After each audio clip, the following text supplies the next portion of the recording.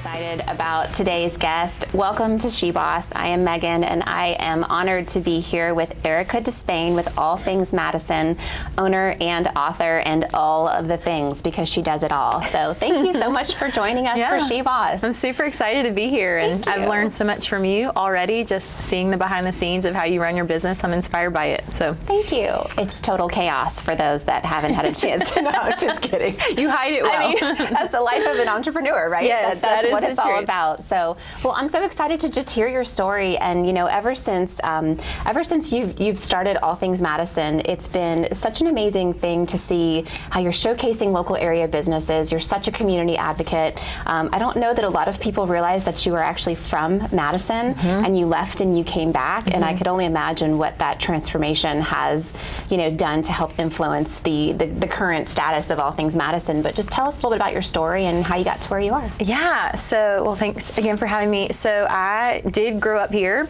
I used to think that everybody in Madison was from Madison because it was a small town. Everybody was from here. So I'll never forget coming back to visit. So just to back up a little bit, graduated from Bob Jones, went to University of Alabama.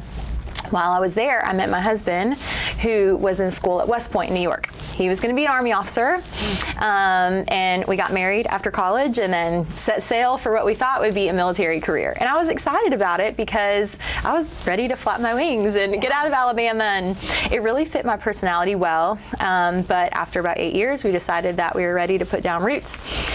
And, you know, we'd lived all over the country and had traveled the world with military experiences, and we chose Madison very intentionally. I always knew it was a good place to live, but it wasn't because I was biased. Like, it actually is a great place to live. So I think that experience in the military deepened my appreciation for living here. So we moved back here in 2018, 4 years ago.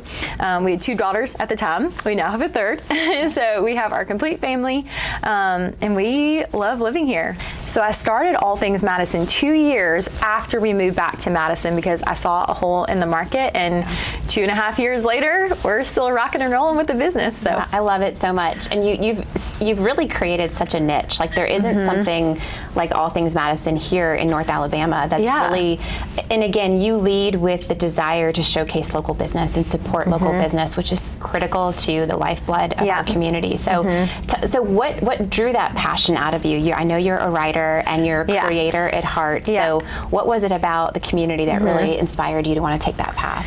You know, I like to say that I'm actually my own audience. I find that when you understand what's within 5 miles of your home, you just enjoy your home, your Monday through Friday, a little bit more. You don't have the inconvenience of running 20 minutes away for a routine appointment. You run 5 minutes away, and then you just have a little bit more time in your day, and one day leads to the next day, and you eventually just have a whole life of resources that are right within 5 minutes of you, and it just, without even realizing it, enhances your life. And then in the meantime, it supports our local businesses. So I found that while, you know, Huntsville is obviously a big community, there was a lot of coverage for Huntsville, but when I looked at Madison and the businesses that I wanted to support in Madison, I didn't want to see them go under because other people didn't know about them. But I also wanted to go on a journey of discovering what was under my nose. So it seemed to kind of fill the need to learn what was right around me, tell other people what was right around them, and also support the businesses that maybe are truly local, don't have these massive budgets, but deserve the business. I love the aspect of curiosity that you have, because I think that curiosity is such a critical trait to carry to just continual learning and to figure out what, like you said, what is around you and what that really looks like. And 2, you get a chance to build relationships with local business owners. The best relationships. And they get a chance to know you. You know that these small businesses that open in Huntsville have a vested interest in seeing the community move forward in the way that you do, as opposed to maybe some big box, you know, stores that don't really have that homegrown kind of tie. So tell me a little bit about starting All Things Madison. Obviously, there are some challenges that you run into in doing that. And knowing you, I know that you seem very much like a go big or go home kind of person. It's true. You size me up well. But with that being said, sometimes creating a business model such as All Things Madison can be challenging to explain to people. So what does that really mean, right? So when you were originally looking kind of at the drawing board for what that looked like, walk me through kind of that phase for you and some of the challenges that you faced with that. Sure. It's super easy to put my finger on the biggest challenge in the beginning, but one that I kind of wonder if I'll ever not deal with, and that's explaining to people what this is. Yeah.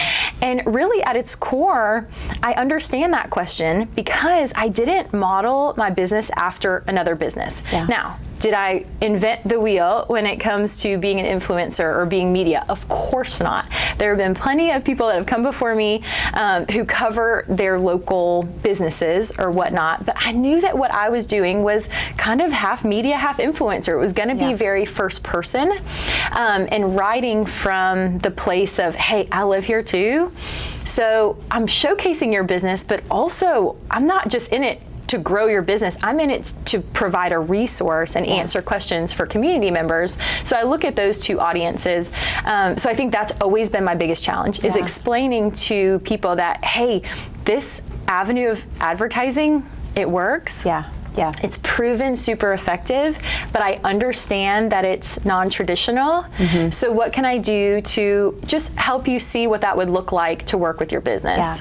Yeah. So I almost envision this as, you know, when you're shopping on Amazon, and I hate to say that I'm shopping on Amazon, but if you're shopping on Amazon and you see, you know, customer reviews, I'm all about the reviews. Yes. Like that's where I make my decision. Same. Yeah. And you do such a great job of bringing that aspect to light, which I think is so neat because, you know, following All Things Madison, I've seen multiple businesses that I'm like, I had no clue. I've driven by there every single day on my way to work, but I never really, my interest wasn't piqued in the way that it is now because I've gotten this inside scoop.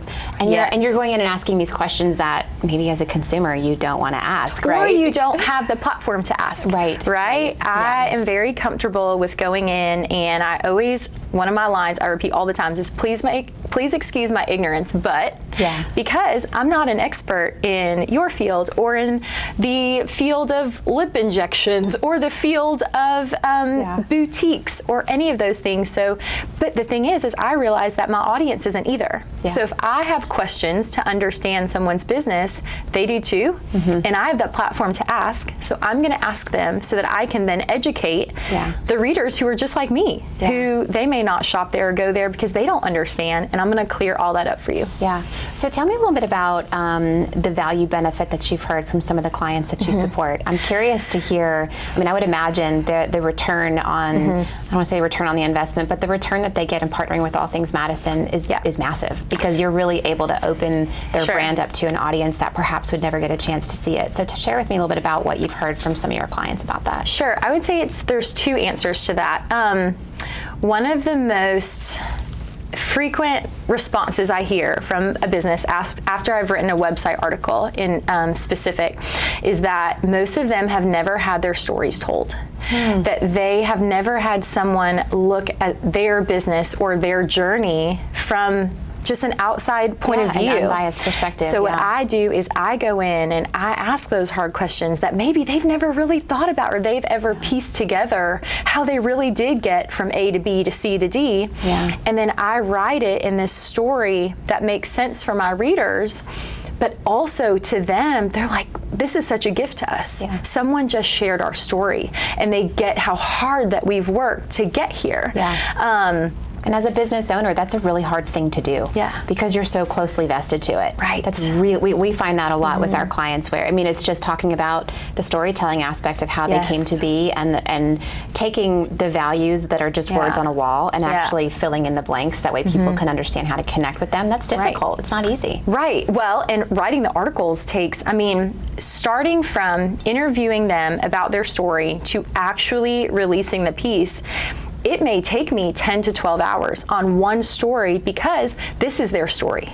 This is their shot to have it written down in a very accurate way. And so I pour my heart into it. And so for them to read it, they call me or text me or email me that they're in tears because they're reading about themselves, and it gives them confidence of, hey, we really have worked really hard. So that's kind of the first incredible piece of feedback, that they feel so validated in their hard work as a small business. But the second part of it is the return on investment. Because my overhead is significantly lower than, say, some other forms of maybe long-term or, long-time traditional advertising, they do see a generally pretty great return on investment, sometimes 900%, 1,000% or more. Now, of course, I can never guarantee that, right? But it is generally what I see. Sometimes it's within 48 hours, you know, that they don't just have more exposure out there, but they actually see new foot traffic. And that's what I love. I mean, that lights me up. Yeah. So do you, I'm out of curiosity, do you ask them for continued feedback after the fact? Like, is that a relationship that's kind of nurtured? That way you can understand maybe what we could have done differently, or what did this yield, and how maybe taking that into the next client that you support to maybe change that strategy a little bit? So I'll be super honest. I actually don't currently ask for much feedback. I generally do hear it, but don't ask for much. And that comes from a place of, I understand that the results they might see are probably, it's a long game, right? Especially with website articles. There's a search engine optimization game there, where I could write their article in 2022, and in 2024, they're going to still see traffic. And so for me, I have an understanding that their investment doesn't end once the initial promotion ends. And so I think for me, there is a little bit of a fear of maybe they were dissatisfied with maybe lack of immediate traffic, because I know that it's kind of a waiting game. So that's something that I could do better in my business. It just comes hard. It comes from a place of, oh, I don't know if I want to hear anything negative if I understand there's more to it. That's just being honest. No, so I mean, as a marketing company, we deal with that all the time. Honestly, because we are definitely not, and I know you are not either, where let's make an investment today for a quick buck tomorrow. Like that is not the game that we are in. We are also in the long game. And you know, your expertise in SEO and content and writing, and you know, being able to do that storytelling is truly what creates that emotional tie with the end user, and that's what builds the trust. That creates that long-term customer. So I mean, not that this is a sales pitch on All Things Madison, but you know, for any businesses who are really wanting to, you know, pour themselves into an authentic approach to really tap into a community, this is a way to do it. I mean, it truly is. And well, thank you. I appreciate it. But it is. I mean, it really is. And a lot of people don't understand that because it's not the traditional method. It's really not. It's a little bit out of the box. And sometimes, you know, with those non-traditional, you know, tactics, there's not always that go-to, well, here's the exact ROI, you know, and, you know, which is something it's a little bit foreign to some people. So, yeah. Well, so talk a little bit about, we're going into the holiday season. By the time that this airs, this will be right before the holiday season. We wanted to kind of use this particular SheBoss episode to promote all things small business and all things local business, and you know, both Madison and Huntsville. We're lovers of both, of course. And I am too. But you know, talk a little bit about maybe some suggestions that you might have for businesses going into the holidays, where I don't know, any creative ideas that you have around ways that they can help to just differentiate themselves and create some buzz, and maybe some ways that you would suggest that they could, you know, you could help with that. Sure. So the first thing that comes to mind that a business can do is consistent social media coverage. So if you have great products, don't just put them out there one time. Put it out there on Monday, and then again the next Wednesday. Utilize stories, utilize Facebook, utilize your email newsletter. The thing that's hard about social media is the algorithm. So you could post this amazing set of new throw blankets that you got, that you want to sell. You post it on a Monday, post it again the following Wednesday, maybe in a different format, because that algorithm's tough. I always say, don't be afraid to blast yourself out there. If you have a product, make sure that you're staying consistent on your social media to what you actually offer. I always say with social media, make sure you're sticking with why people follow you. Are people following you? If you are a retail store, they want to see what you have to buy. So pump yourself up, put yourself out there and show people what you have. And I also just make sure that you have incentives that draw people in. Have the discounts, have the maybe like the sip and shops, and people are looking to shop local. There's also a big convenience factor with shopping local because you have something in your hands that day, especially for last minute shopping. Yeah. So definitely capitalize on maybe that December 15th and on, when there is no more time for online shopping. Like, don't give up till that December 24th. So that is 100% me. Yeah. And I'm sure our team knows that. I'm like 22nd, 23rd Christmas shopper. And you're going to shop in person. Yes. It's then too late for online shopping. Yeah. So I just say, I mean, it's not a lack of like being too proud and like bragging about all these great, just put yourself out there. Yeah, like people want to know what you have to offer. Yeah. And be consistent with it. Right. Well, and that's the other thing too, the old saying of like, just because you build it does not mean people will come. That's exactly right. You have to be able to point people in the direction that you want them to go. Right. And to your point as well, consistency is key. It's key. It is key. It's king. It really is. And no one's going to be able to hear that message unless you're the one that's really promoting it out there as much as you can. I think too, another thing that I love that you do, and that is so critical with small business and social media, is that it's not all about the sale as it is about the connection with your audience, right? So going back to your example about that throw blanket, talk about the materials involved and where it came from and the patterns and the colors and, showcase it on beautiful hot pink furniture and how that would look. And, as opposed to it just being like, come 15% off and that's it. Bingo. You know what I mean? I also think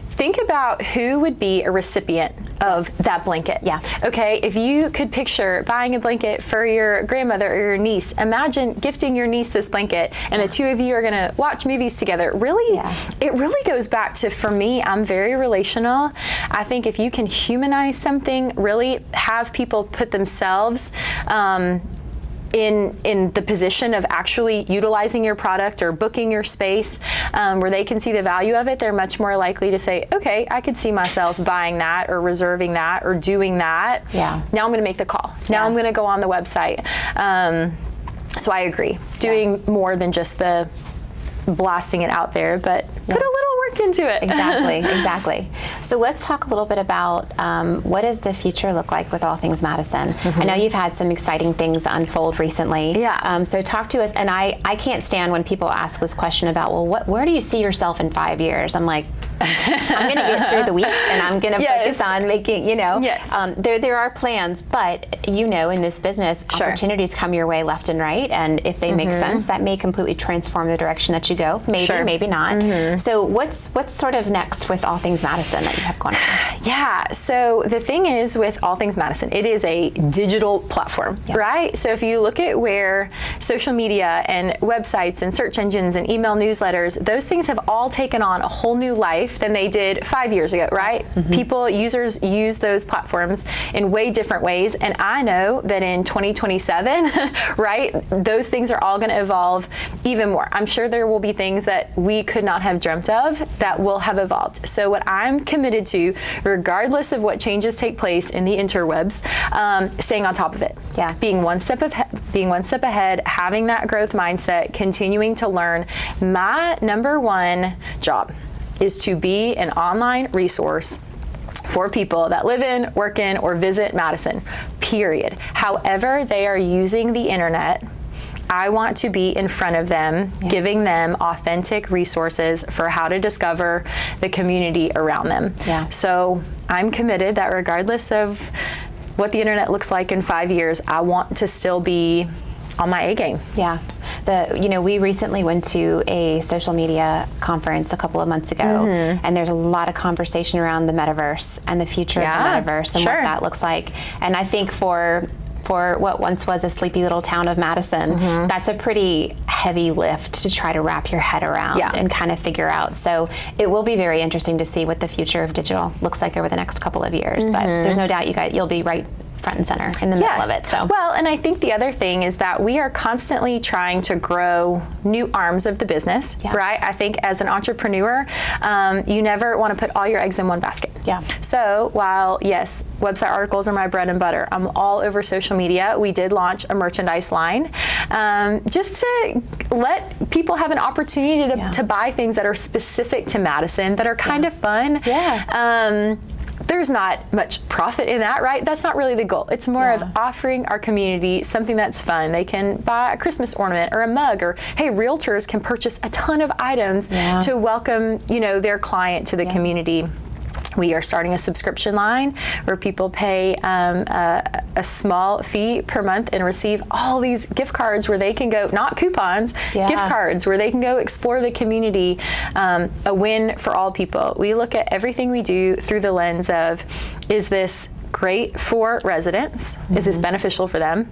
Is it beneficial for a business? But also, this is my business, right? I have 3 kids. This helps keep our lights on. So is it also a good business move? Yeah, absolutely. I'm excited about the subscription model because talking with you prior to this, there's a ton of value in that aspect of things, which, I mean, so if you're not signed up on that, you need to be, because I mean, if you want to support local community, you want to be able to, you know, get some really unique things that are specific to our you know, local shops here and everything. Yes. Being able to, I mean, the ROI on that in itself is tenfold, if not, you know what I'm saying? So that's amazing.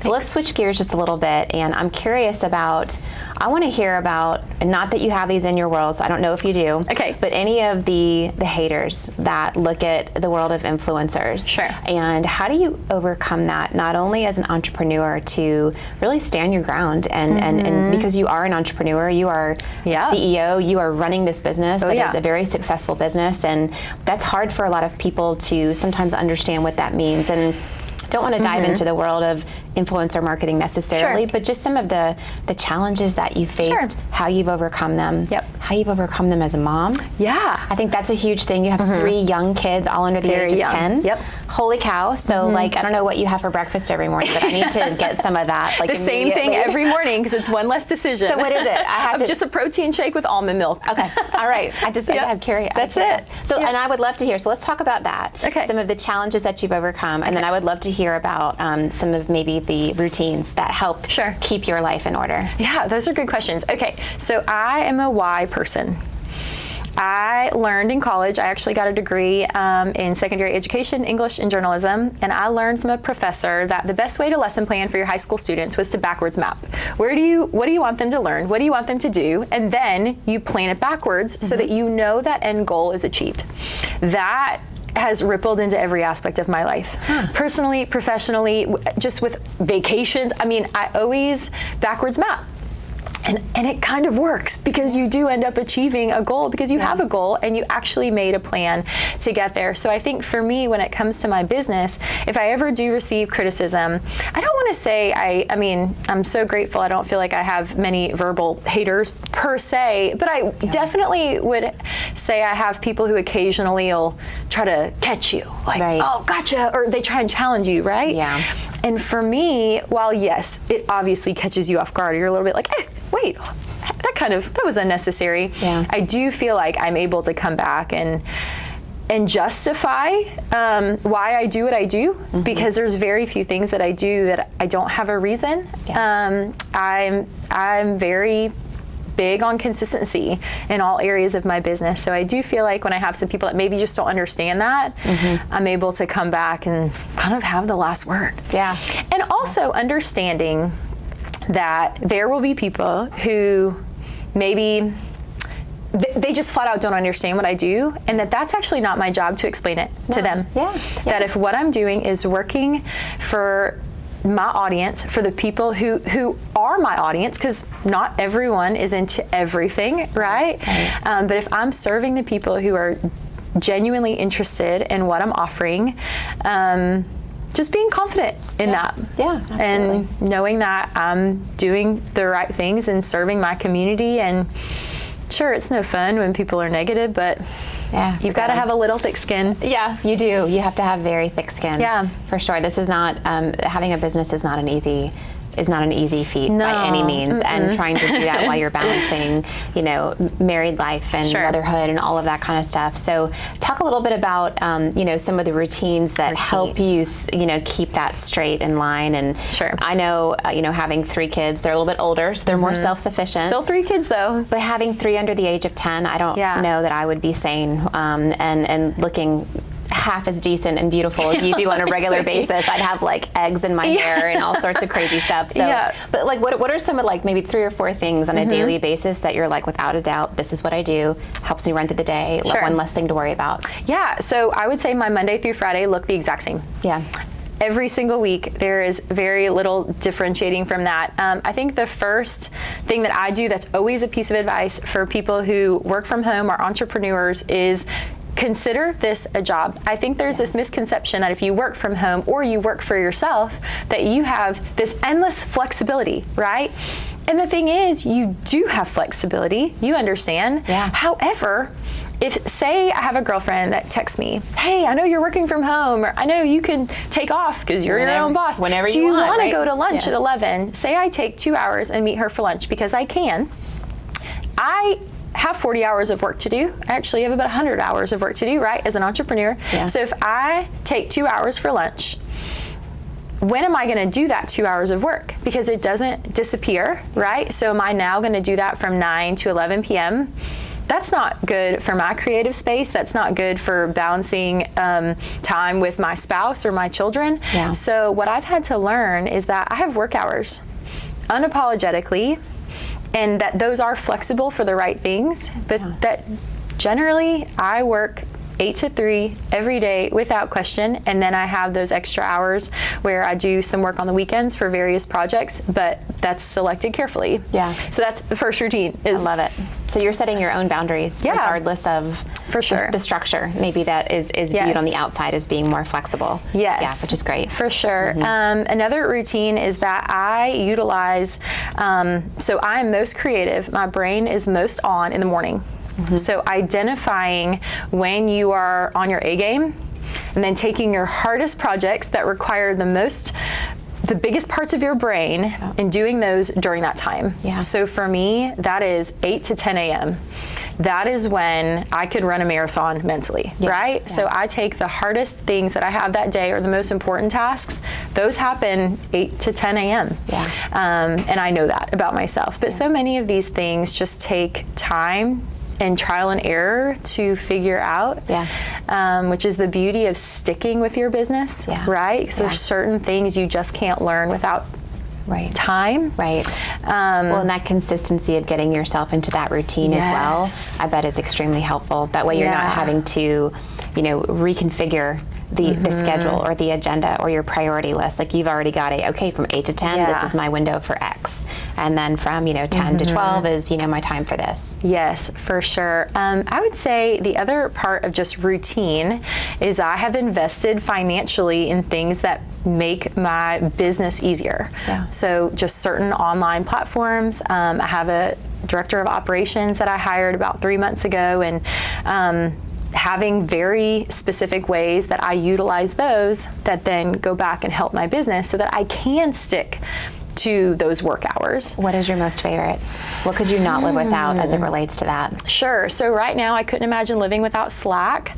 I love Slack. Yeah, Slack is how my director of operations and I communicate all day long. Yeah. So I also really like later.com. Later.com is a resource where I can go ahead and schedule some of my Instagram content. So I pay for that annually. And also just having a really good website host who is available 24 hours a day. If I have an article that's going bananas and I need to make sure that my website isn't going to go down, I invest in that, because that is that's the house. Oh yeah. Right? Yep. It's household insurance. Just making sure that those key things are in place, and when those things are seamless, you can do all the other little things. So I think that's a big thing, is not a lot of, especially when you're getting started, not a lot of people realize how many resources are out there to help you automate some of those daily things that just make your life easier. Yes. We did a little bit of editing on this particular one, but one thing that came up was a reminder through a little dot over here, and her name rhymes with something that I can't say, because then she'll go on. She'll chime in. It starts with an A by Amazon. How about that? And it was Gracie's reminder to drink her water. Yeah. But it's little things like that I know that sounds silly, but like I set a reminder on mine in my office 5 minutes before every single meeting that I have, because I get deep focus, and then it's like, oops, someone's there to tell me, hey, you have a call in 10 minutes. You better get ready for it. Yes. Because if I don't, guess what? I'm going to be late, and then I'm going to be late for the rest of the day, because it will. If I'm late in the morning, it just carries on throughout the day, which drives me nuts. Yes, so, I would say I'm the same. So I'm going to ask you a question. Okay. So how do you, at the end of the day, your kids come home from school, and you pick up the little one, and your husband comes home. Yeah. How do you turn it off? and make sure that you're focused 100% and you're in the moment. I don't know if you have listened or read, and I know the team may do a little bit of an eye roll, but the Ed Milet, The Power of One More. One of the things that he taught, it's phenomenal. Okay. You got to listen to it. Okay. Yeah, and then there's a big chapter on faith, and it's amazing. Okay. But one of the things that he talks about is really setting boundaries and setting priorities. And he talks about how, if you're pulling into the driveway of your home and you're on a conference call and your kids come out to greet you, right off the bat, they know they are not your priority. And so you've already set the tone. Yeah. And so, and especially with younger kids, my youngest, the girls know this, every time I pull into the driveway, he comes out and opens the door and he wheels me in like he's he's like an airport director or something like that. It's so cute, and he's just like, hey mama, and he helps me with my backpack or with my bag and all that kind of stuff. But if I'm on the phone or I'm texting or I'm like, I'll be with you in right 1 second. Right. Give mommy 1 minute. You know that 1 minute never lasts for 1 minute, right? Because it's very, very hard. So what sort of routines or regimens do you get yourself into where you can shut it off, focus the attention? I would love to hear your tips on that. Yeah, so I don't know, this is not good business advice. It's really not. Okay, we know that. But I do not respond to any emails, any social media after 3. I mean, I shouldn't say never. I would say 99% of what I get now. The flaw in that is that I still see the notifications, and that's purposefully. I want to see what's coming up, because if I do need to do damage control or get ahead of something. However, I've set a boundary for myself mentally that I will not start those conversations. And it's also setting a precedent for some of those people that are communicating with me. Absolutely. That I will get back to you at 8 a.m. So I talked about what I do when I'm on my A game mentally. Emails are 8 a.m. Yeah. I firmly believe that if you're going to be in a social media business, it is not a one-way street. You have to be okay with that constant two-way communication with every follower, every business, every person that I'm working with professionally. However, if we looked at 20 years ago, you had an off switch, and I can feel myself in a little bit of a mental spiral when I'm constantly on. Yeah. As a creative, it's really important to be able to turn it off. And so I'm not much of a TV watcher. I fall asleep. It's just, it's not one of my hobbies. So I find that at night, it would be easy for me to say, hey, I don't really have anything to do. I'm gonna work a little bit. But I have been able to stay away mostly from burnout, I think, because I do force myself to turn off. Yeah. That's great. And so I struggle with my children sometimes, with saying, give mommy another minute or this or that. But I also tell them that, hey, this is my job, and I do have the flexibility to provide for you, but it's because I'm working a little bit. Yeah. Mom guilt is a silly thing. Yeah, but it's a legit thing, and it's there. Yeah, and it is. Especially, with your kids, you don't get that time back. You don't. There is no opportunity to make that up in the same way that really matters to them. So it's hard. It is hard associated with that. But mommy's job makes money, and then my job provides various things for them, and so there's also a part of me that says, I hope one day they look at that and respect that, and they also grind really hard too. Yeah, they will. Because it's not a crime to have a job, right? And so you just have to balance that mentally. You do. It's hard for everybody. Well, but I think though, as a mom, as a woman, you're setting such a great example for your 3 girls to see how. I hope so. No, you are, and I mean, we talked about this before. I mean, I have a daughter who has played a very critical role in this business. Yep. And she has watched, the good, the bad, the ugly. Yes. She, the team knows, she knows who our clients are. She's like, so what's going on with that one? Because she knows.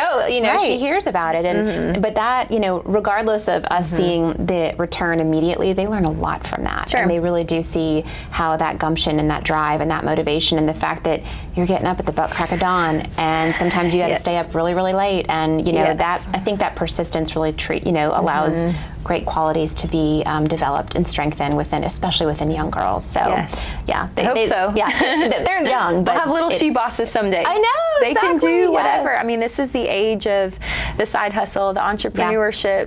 They say that of course college is important, right? But there's so much that you can also self-teach. Yeah.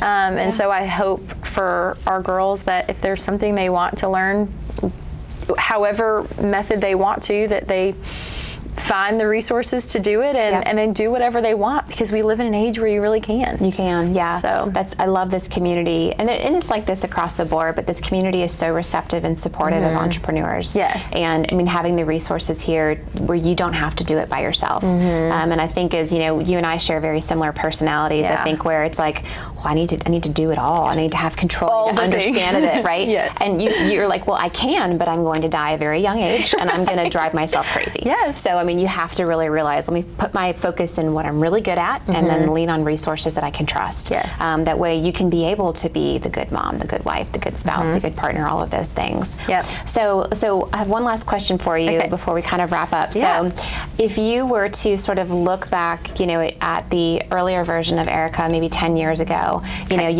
maybe you didn't envision that you would kind of be doing what you're doing today. Yeah. What's a piece of advice that you would give your younger self just about sort of the journey that you've taken and sort of things to keep an eye on as you mature into the young woman that you are today? Sure. I think that there have been times I sometimes can be a lot, or I'm very extroverted, or, you know, I'm sometimes doing things that are a little bit off the cusp, right? Or what some people would view as a little risky.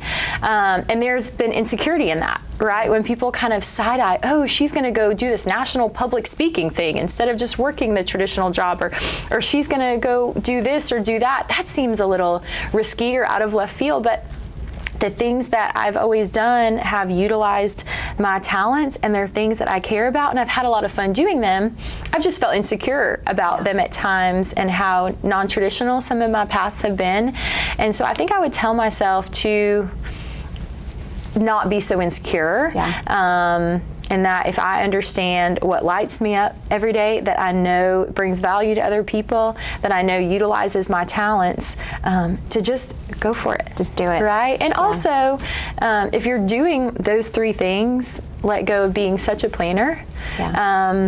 Because you never know what's around the corner. And in my life, I could have never predicted what was around the corner a year from now, or 2 years, or 5 years, you know, in the future. And it's always, honestly, usually better than what I maybe would have wanted for myself, as long as you're continuing to kind of do some of those things I just mentioned. Staying true to yourself. And taking risks. I think taking risks is, it's not an easy thing to do.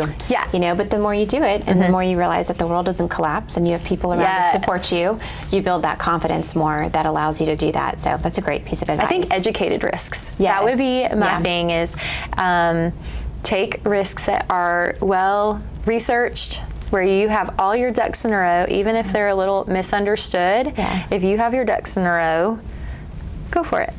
I love that. That's a great piece of advice.